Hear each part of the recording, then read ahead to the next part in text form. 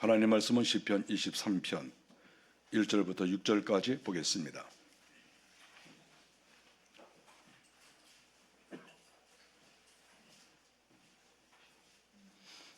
한 목소리로 같이 읽겠습니다. 여호와는 나의 목자시니 내게 부족함이 없으리로다. 그가 나를 푸른 풀밭에 누이시며 쉴 만한 물가로 인도하시는도다. 내 영혼을 소생시키시고 자기 이름을 위하여 의의 길로 인도하시는도다. 내가 사망의 음침한 골짜기로 다닐지라도 해를 두려워하지 않을 것은 주께서 나와 함께 하심이라. 주의 지팡이와 막대기가 나를 안위하시나이다. 주께서 내 원수의 목전에서 내게 상을 차려주시고 기름을 내 머리에 부으셨으니 내 잔이 넘치나이다. 내 평생의 선하심과 인자하심이 반드시 나를 따르리니 내가 여호와의 집에 영원히 살리로다. 아멘.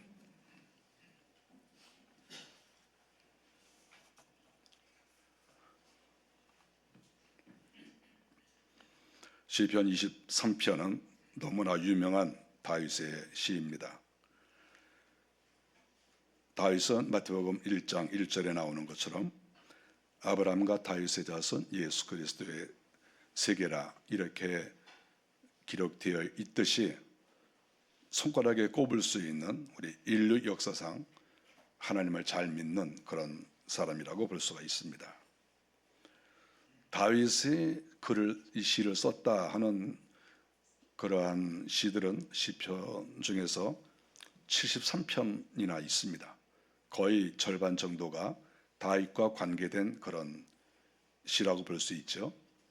그 가운데서 우리는 시편 1편과 23편 이 두 편은 우리가 유년주일학교 때부터 교회에서 암송하게 하는 그러한 성경입니다. 저도 유초동부 다닐 때 이 시편 23편과 또 시편 1편 이 두 편은 다 외웠습니다. 평생에 잊어버릴 수가 없죠.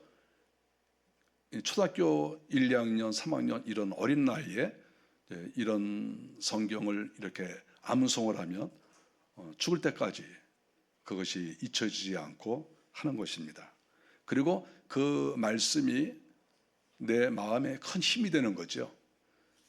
각인이 되었다고 봐야죠. 돌에 이렇게 징으로 쳐서 글씨를 새긴 것처럼 마음 이 돌비에 글씨를 새긴 거지요. 시편이.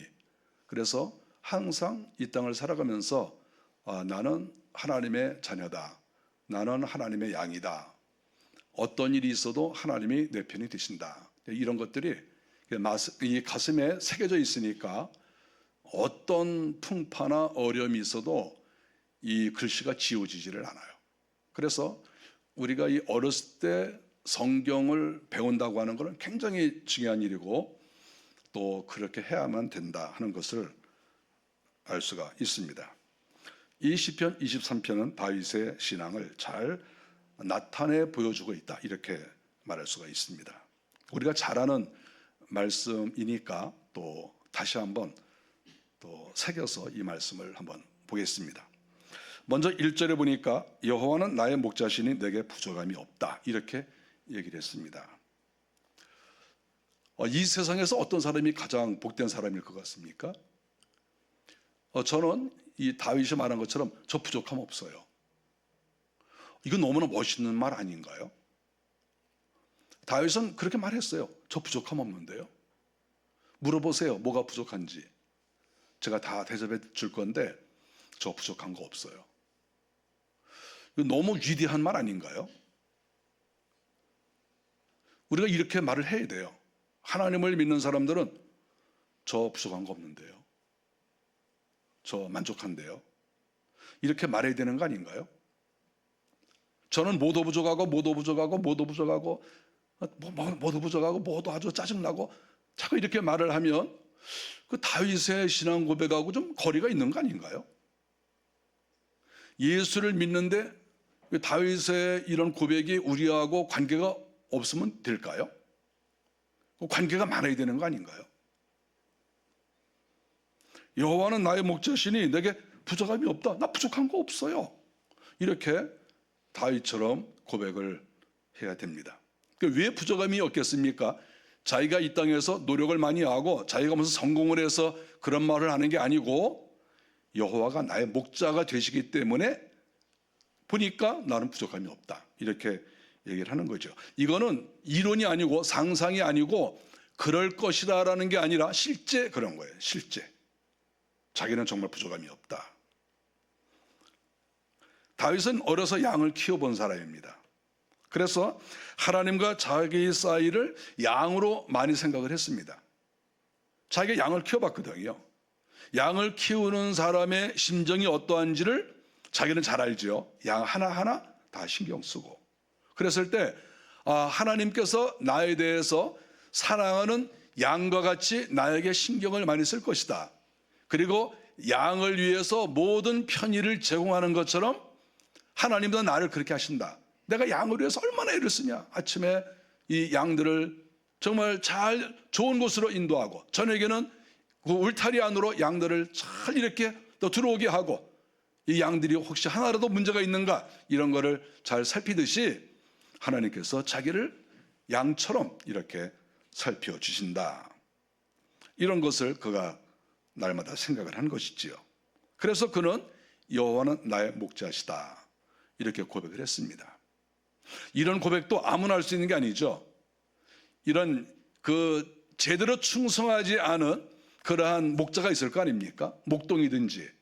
그러면은 자기가 예를 들어서 어떤 양이 좀 다쳤을 때 정말 안타까운 마음으로 양을 잘 보살피고 뭐 이렇게 한 게 아니라 이건 뭐 내 양도 아닌데 뭐 그리고 신호도 좀 들쓰고 또 양이 100마리 200마리 있는데 또 저기서 멀리서 이런 사나운 짐승이 와서 양을 잡아먹으러 오면 자기도 무섭잖아요. 이렇게 예를 들어서 뭐 사자가 왔다 그러면 얼마나 무섭겠습니까? 그러면 야, 한 마리만 잡아먹어라. 그리고 야 너희들 이쪽으로 와. 그래가지고 나머지 양들을 다 이쪽으로 데려오고 야 한 마리는 먹어. 이렇게 만일에 했으면 자기가 여호와는 나의 목자시다 이런 말 안 했을 거예요. 그 만일에 하나님께서 자기를 그 짐승의 먹잇감으로 주는 먹잇감이 되어도 신경 쓰지 않는 그런 대상이 된다고 하면 얼마나 놀라겠습니까? 그러니까 이런 엉터리 같은 목자나 목동을 한 사람은 여호와는 나의 목자시니 이렇게 말할 수 없죠. 그 어떻게 그렇게 말하겠어요? 자기가 만일에 거기에 해당되면 어떡하겠어요? 버려지는 양이 되면 어떡하겠어요? 그러니까 그런 말 할 수 없죠. 그러나 다윗은 충성되게 자기의 직무를 감당했습니다. 그렇기 때문에 여호와는 나의 목자시다. 여호와가 나의 목자가 되시니까 한 마리 양이라도 끝까지 잘 안전하게 하고 지켜주는 그러한 목자이시니까 나는 부족함이 없다. 이렇게 고백을 하는 것이죠. 우리가 하나님 앞에서 이런 양이라고 하는 이러한 마음을 가지고 인생을 살아야 됩니다. 우리가 엉터리 목자를 만나면 인생을 망치는 거죠. 좋은 목자를 만나야 되는 거죠. 근데 그 좋은 목자 중에 우리 하나님은 이 세상의 어떤 목자와 비교할 수 없는 그런 분이시다 하는 것을 알 수가 있습니다. 하나님께서는 이렇게 목자가 양을 지키듯이 사자나 또 여러 악한 짐승이 온다 할지라도 싸워서 양을 지키고 하는 것이지요. 월급이나 적당히 받아먹고 뭐 나몰라라 만일에 한다고 하면 그것은 선한 목자가 아니다 이렇게 말할 수가 있습니다. 이 땅에는 선한 목자도 있고 또 사기꾼 같은 목자도 있고 또 가짜 목자도 있고 그런 것이죠. 정치인들도 그렇죠. 진짜 정치인이 있고 나라를 사랑하는 사람이 있고 꼭 사이비 같은 사람도 있고 나라가 어떻게 되든지 간에 자기 이익만 챙기는 그러한 지도자도 있는 거죠. 그런 거는 다 가짜 목자죠. 가짜 사기꾼. 그런데 다윗은 여호와는 나의 목자다. 하나님을 의지하는 거예요. 하나님만이 나의 목자가 되신다. 우리는 이러한 진정한 목자를 만나야 되는데 그 목자는 하나님이 바로 그러한 목자이시다, 이렇게 말할 수가 있습니다. 이런 목자를 만난 사람은 자기가 목자 행세를 하면 안 되겠죠. 그 목자 앞에서 저는 양입니다, 이런 마음을 가져야 목자가 그 양을 잘 관리하는 것이지, 자기가 고개를 바짝 들고 교만하고 목자 행세를 하면 하나님은 우리의 목자가 될 수가 없죠. 내가 양이 되어야 또 목자가 하나님이 되시는 것이지요. 2절을 보겠습니다. 하나님께서 구체적으로 어떻게 다윗을 도우셨는가? 푸른 초장에 누이시며 푸른 초장에 누웠다. 양들이 이렇게 자라갈 때 양들은 풀을 뜯어야 되는 거 아니겠습니까? 그랬을 때 이런 푸른 초장이 가장 좋죠. 싹이 잘 나 있는 그런 이런 푸른 초장, 아주 정말 좋은 그 먹이가 있는 그러한 초장이 있을 때 양들은 마음껏 풀을 뜯고 또 거기서 뛰어놀고 재미있게 이렇게 시간을 보내는 거 아니겠습니까? 얼마나 아름다운 그런 분위기가 되겠습니까? 하나님께서는 이 땅에 택한 사람들이 있는데 그 성도들이죠. 그 성도들을 하나님은 다윗이 고백한 것처럼 푸른 초장으로 인도하시기를 하나님은 원하십니다. 다윗은 그것을 경험했어요. 하나님이 자기를 푸른 초장으로 인도했다는 거예요. 푸른 초장으로 인도하지도 않았는데 푸른 초장으로 인도했다고 그렇게 얘기를 하겠어요?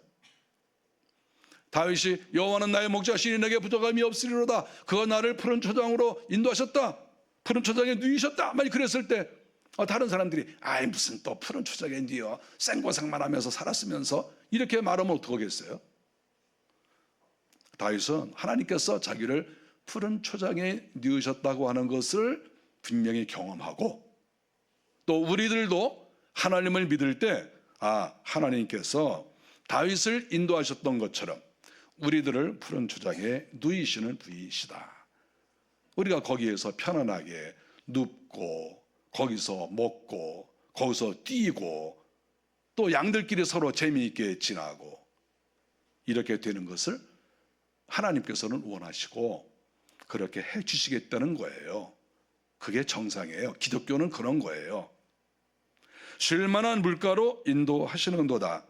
물가도 우리는 이런 그 자연 세계에 대한 그런 다큐를 보면은 그런 물가가 많이 있지 않습니까? 그런데 그 물가에도 또 어떤 때는 물뱀이 있고 어떤 때는 또 악어가 딱 기다리고 있다가 여러 짐승들이 지나갈 때 악어들이 다 그들을 잡아먹고 이렇게 하는 것을 우리가 다 알고 있지 않습니까?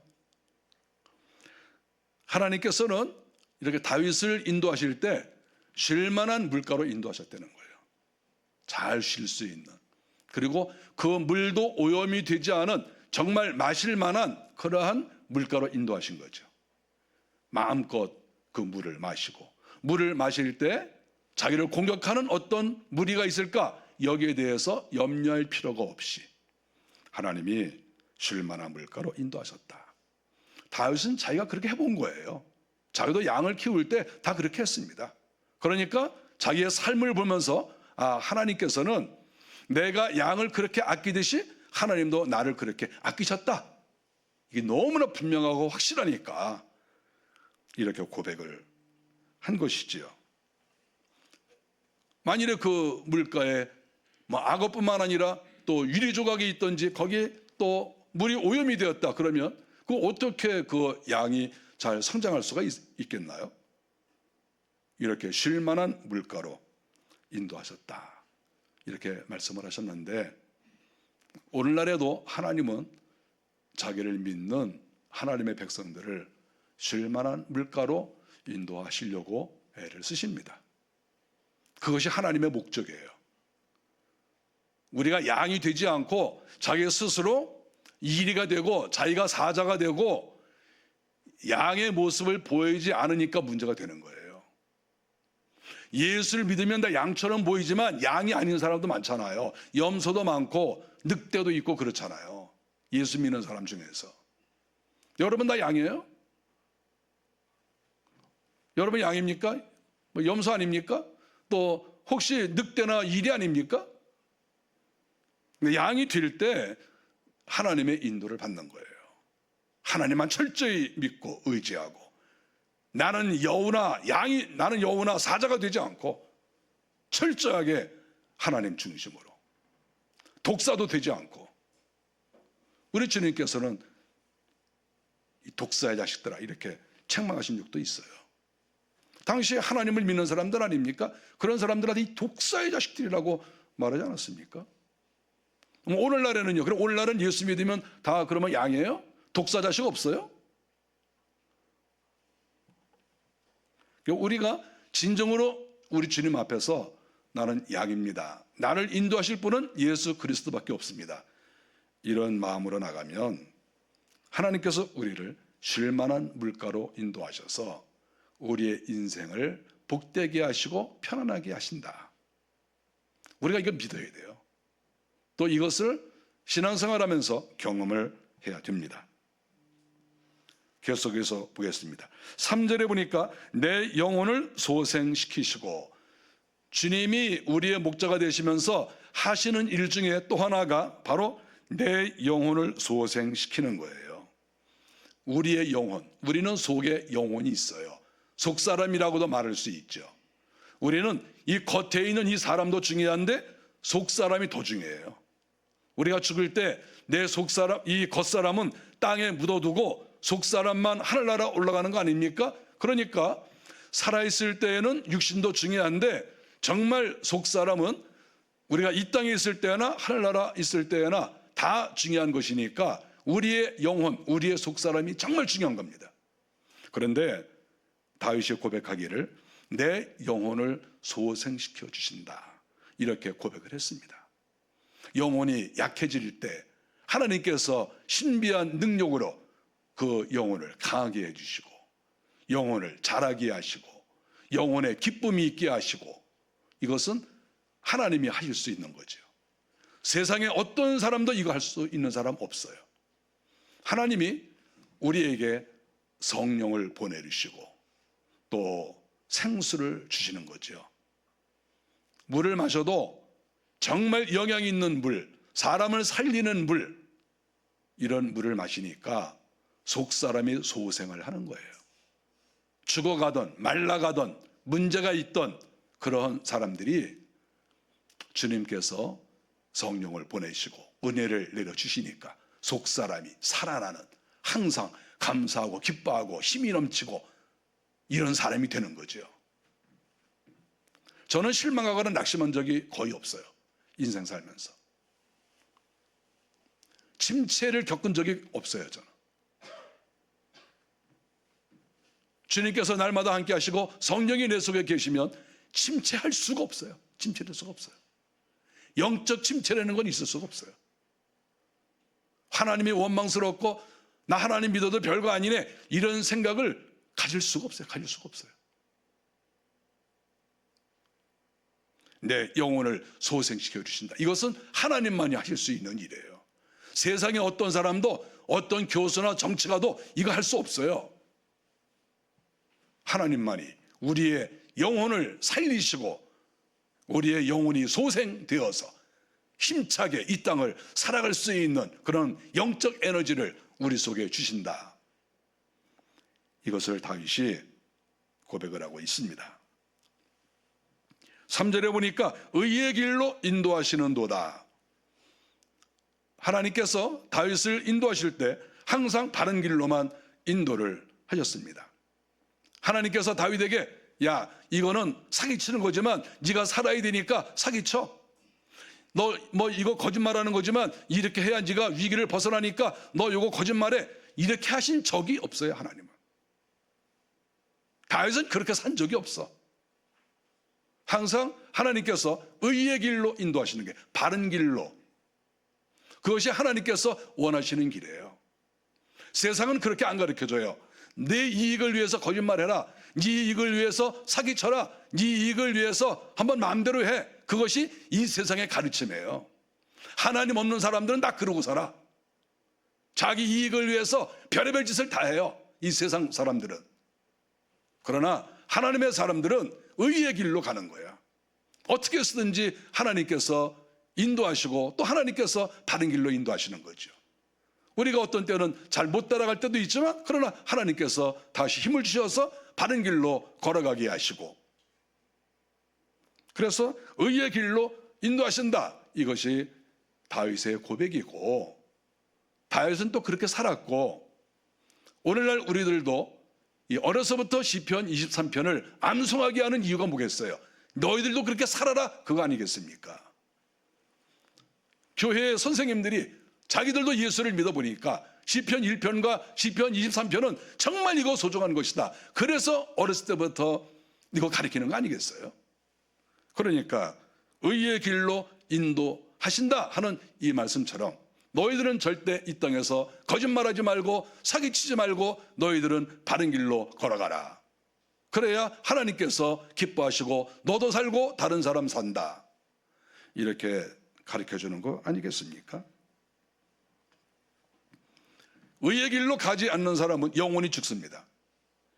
영원히 죽으면 별의별 짓을 다 해요. 사람은 회개를 모르는 사람은 별의별 짓을 다 해.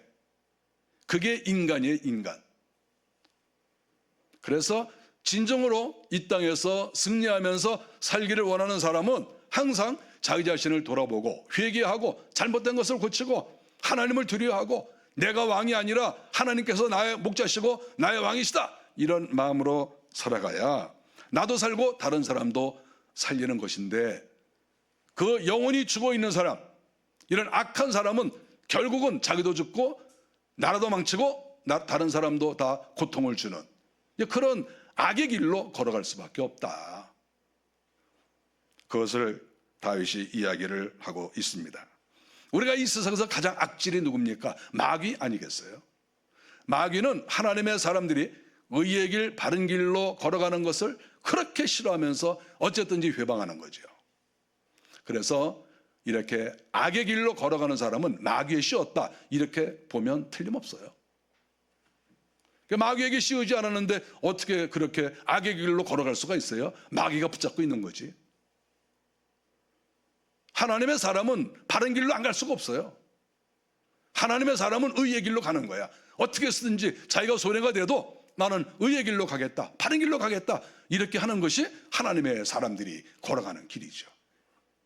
지옥 갈 사람들, 마귀한테 붙잡혀 있는 사람들이야 그런 거 생각하겠습니까? 뭐가 나한테 이익이 되느냐, 그거 생각하고 살아가겠죠. 거짓말하고 사기치고 온갖 더러운 일을 다 하겠죠.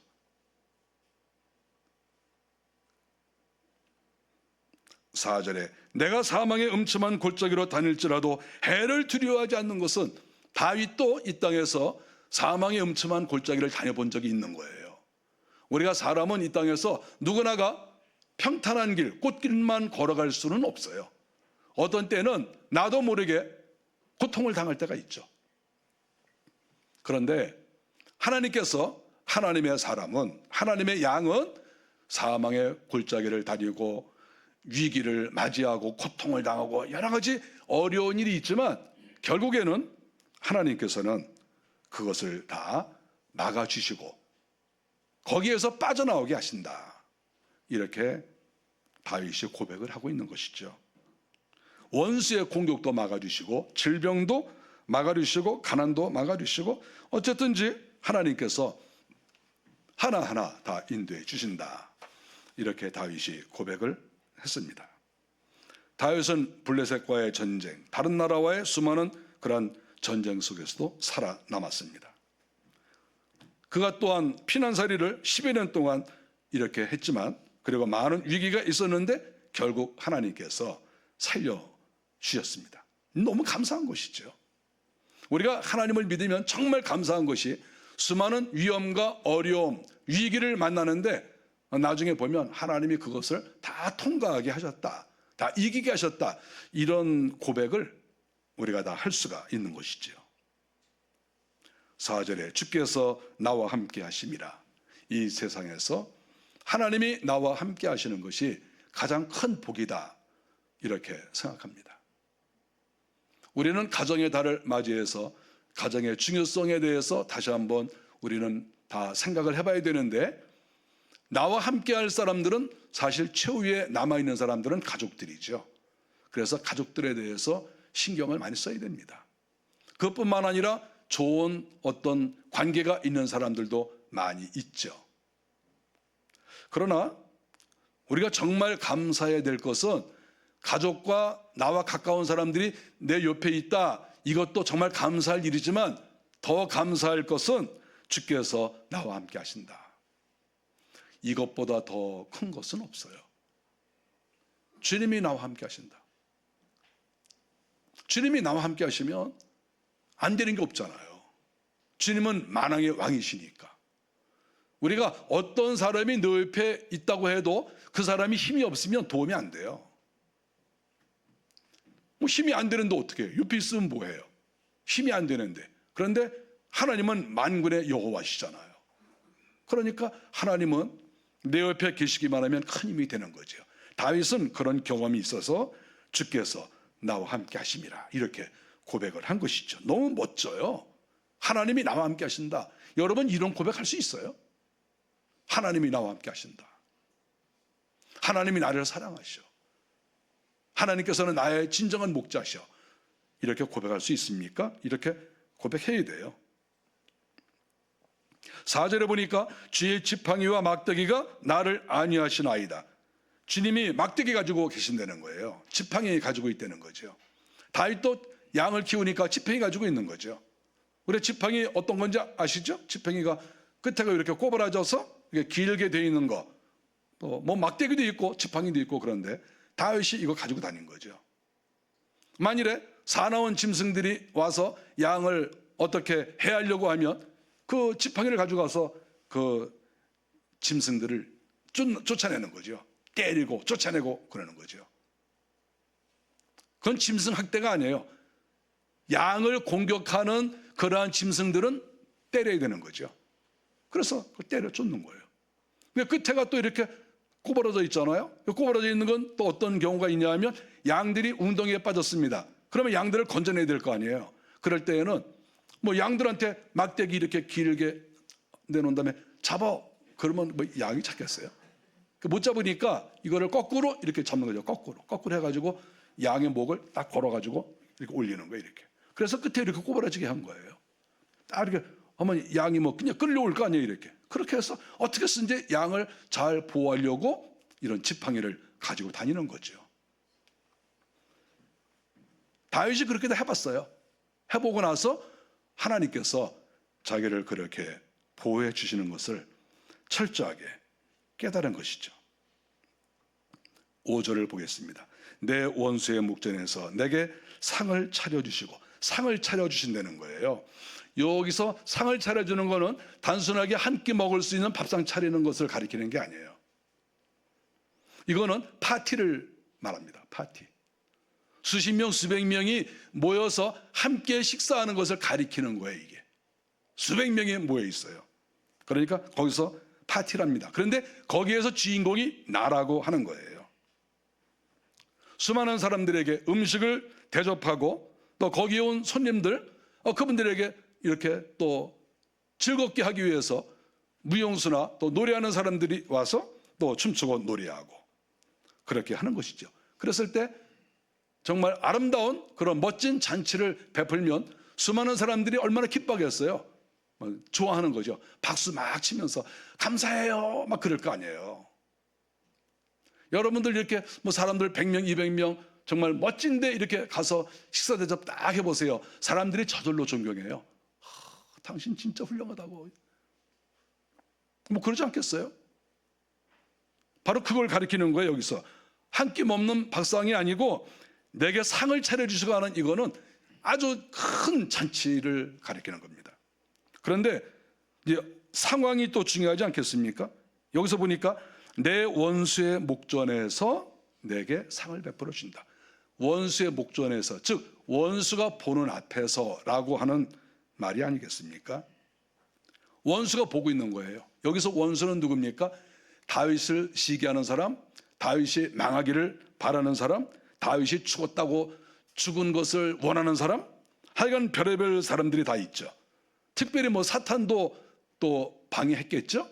그런데 이러한 이런 원수들이 주변에서 쫙 이렇게 보고 있는데 수많은 사람들이 모여서 기름진 음식을 다 이렇게 대접을 하고 거기서 춤추고 노래하고 박수치고, 그리고 다윗을 찬양하고 영광을 올려드리고 뭐 대관식을 하고 뭐 그런 거 아니겠어요? 얼마나 멋집니까? 그러니까 다윗은 지금 고백하는 것은 하나님이 나를 잘 이루신다, 여기서 끝나는 게 아니라 원수가 보는 앞에서 이렇게 한다는 거예요. 원수가 보는 앞에서. 얼마나 원수는 속이 터지고 원수는 정말 죽고 싶겠어요. 원수가 보는 앞에서 그렇게 하는데. 저는 이걸 믿어요. 저는 이걸 믿고 지금까지 살았어요. 제 원수가 있는지 없는지는 모르겠지만 하나님이여, 원수가 보는 앞에서 나에게 상을 베풀어 주옵소서. 나 이거 초등학교 들어가기 전부터 외운 거예요. 이거. 여러분, 초등학교 들어가기 전부터 이거 외우고 이렇게 한 사람 손 들어보세요. 여기 초등학교 들어가기 전부터 없어요? 그럼 응답이 잘 안 될 거 아니에요. 오래전부터 막 해야지. 오래전부터, 초등학교 들어가기 전부터 이렇게 막 겨다닐 때부터 외운 거야. 겨다닐 때부터 이렇게. 원수의 목전에서 저에게 상을 베풀어 주옵소서. 원수를 박살내시옵소서. 막 혼자 그런 거야. 혼자. 뭐 주의된 거 있어요? 성경에 써 있잖아. 이렇게 다윗이 그렇게 했다고 그랬잖아요. 전 이건 70년 한 거야. 70년. 어려서부터 주여, 원수의 목전에서 저에게 상을 베풀어 주옵소서. 원수가 보는 앞에서 저를 높여주시고 저 잘되게 해주시옵소서. 전 이렇게 기도를 했습니다. 기름을 내 머리에 부으셨으니 내 잔이 넘치나이다. 머리에 기름을 부었다고 하는 것은 실질적으로 왕이나 선지자에게 기름을 붓기도 하지만 이것은 또한 다른 것으로 해석하자고 하면 풍요롭게 했다고 하는 뜻이 아니겠습니까? 모든 것을 하나님께서 풍요롭게 하시고 높여주셨다. 바로 그러한 말이죠. 물질과 건강과 가정과 나라와 사업과 모든 일에 하나님께서 기름을 부으셨다. 너무 감격스러운 그런 이야기예요. 시편 23편은 정말 100번, 1000번, 10,000번을 읽어도 너무 감격스러운 그런 성경이에요. 이거는 유초등부 때부터 이거는 죽는 순간까지 우리가 이것은 외워야 될 그러한 내용이에요. 다윗은 고백합니다. 내 잔이 넘치나이다. 자기가 잔이 있는데 이 잔이 막 넘친다는 거예요. 하나님께서 여기서 은혜를 주시니까 이 잔이 막 넘치는 거예요.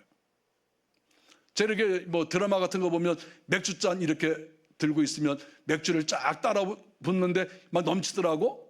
저는 맥주잔 한 번도 이런 거 안 해봤어요. 여러분 해봤습니까? 맥주 넘치니까 어디 멋있어요? 맥주 쫙 막 넘치잖아요. 그럼 브라바 위하여.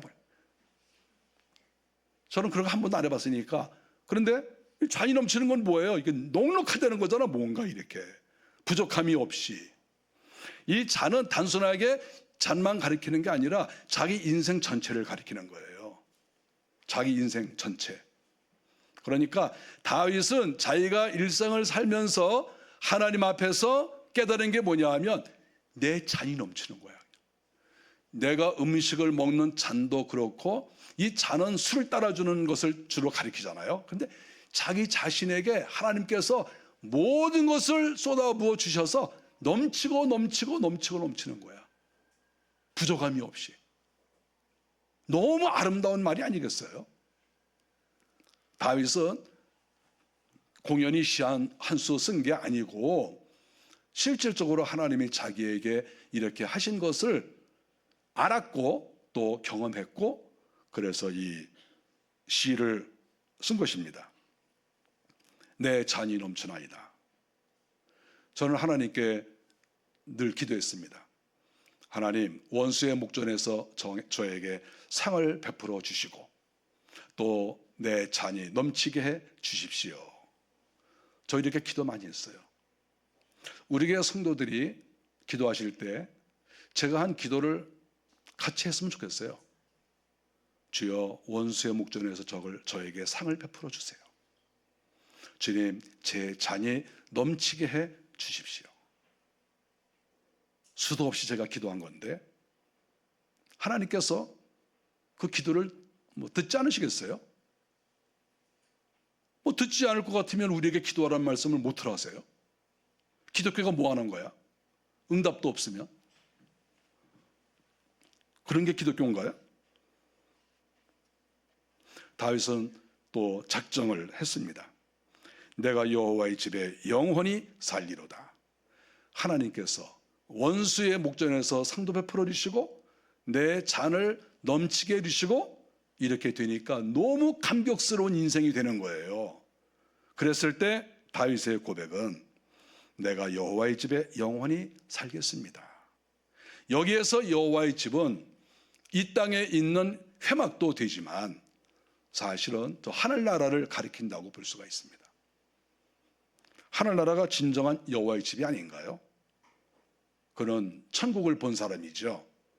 하나님, 제가 이 땅에 살면서 하나님의 은혜 가운데 왕노릇하고 하나님의 은혜 가운데 복받고 살겠습니다.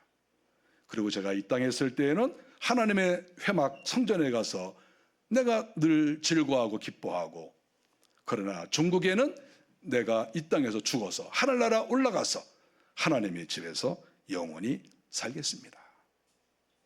이렇게 고백을 하는 거죠. 이 기독교의 핵심을 그대로 드러내고 있는 그런 귀절입니다. 6절의 앞에 문장은 내 평생의 선하심과 인자하심이 나를 따르리니, 다시 한번 그가 반복하는 것은 자기 평생의 선하심과 인자하심, 선하심이라는 것은 좋은 것을 가리키지 않습니까? 하나님께서 이 좋은 것을 허락하여 주시고 하나님께서 다스려 주시니 내가 하나님의 집에 있을 수밖에 없습니다. 이렇게 고백을 하는 것이지요. 깡패가 주는 월급을 받고 사는 사람은 깡패의 집에 있어야 돼요. 어느 회사에서 월급을 주면 그 회사에 있어야 돼요. 그 회사에 고용됐으니까.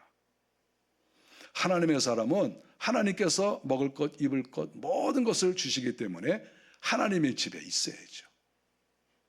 저 천국에 있어야 되고 이 땅에서도 날마다 하나님 품 안에 있는 거죠.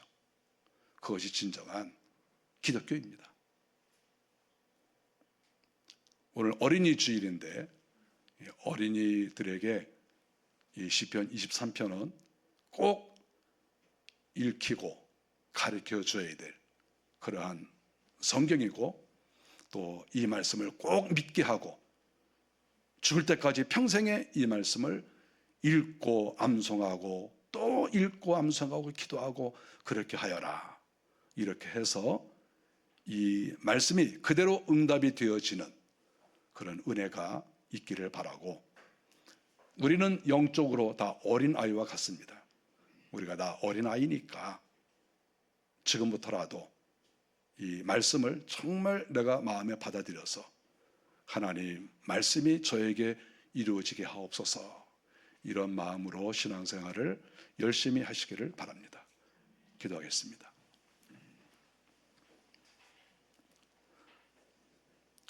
우리는 예수님의 피로 구원을 받았습니다. 구원받은 백성은 이제 주님의 양떼가 되었습니다. 주님의 양떼는 힘이 없이 혼자서 외톨이로 살아가는 것이 아니라 하나님의 사랑과 보호하심과 은혜 속에 살아가는 것이요, 원수의 목전에서 큰 잔치상이 베풀어지는 것이요, 하나님께서 은혜를 주셔서 내 잔이 넘쳐나는 그러한 것이 바로 우리의 신앙생활이 아니겠나이까. 주여, 이러한 일들이 우리 가운데 날마다 일어나게 하옵소서. 예수님의 이름으로 기도하옵나이다. 아멘.